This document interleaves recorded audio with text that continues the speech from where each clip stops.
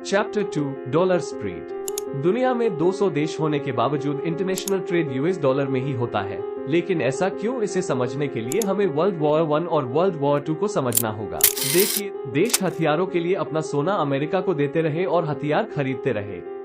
World war खत्म हुआ ही था कि ठीक उसके 25 साल बाद 1939 को यूरोप में फिर से लड़ाई शुरू हो गई। अब लड़ने के लिए फिर से हथियारों की जरूरत पड़ी।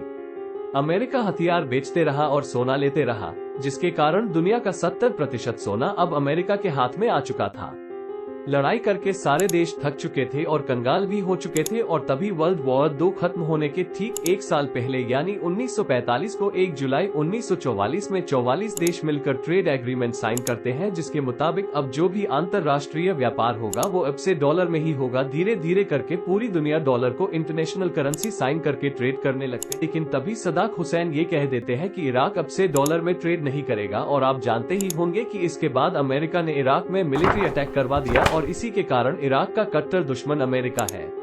अमेरिका समझ चुका था कि कभी ना कभी इसके जैसा कोई और देश भी ऐसी हरकत करेगा, इसलिए डॉलर को स्टेबल रखना ही होगा। और ठोस कदम उठाते हुए उस समय अमेरिका के राष्ट्रपति रिचर्ड निक्सन गल्फ कंट्री में पहुंच जाते हैं और जाकर कहते हैं कि अमेरिका आपकी हर तरीके से मदद करेगा, टेक्नोलॉजी से लेकर इंफ्रास्ट्रक्चर तक कम ब्याज में लोन भी देगा, जिस पर गल्फ कंट्री हामी भर लेती है और वो पेट्रो डॉलर एग्रीमेंट साइन कर लेते हैं। इसी वजह से सऊदी अरब, कुवैत, दुबई, कतर जैसे देश दुनिया में उभर के आए हैं और खूब फल फूल रहे हैं।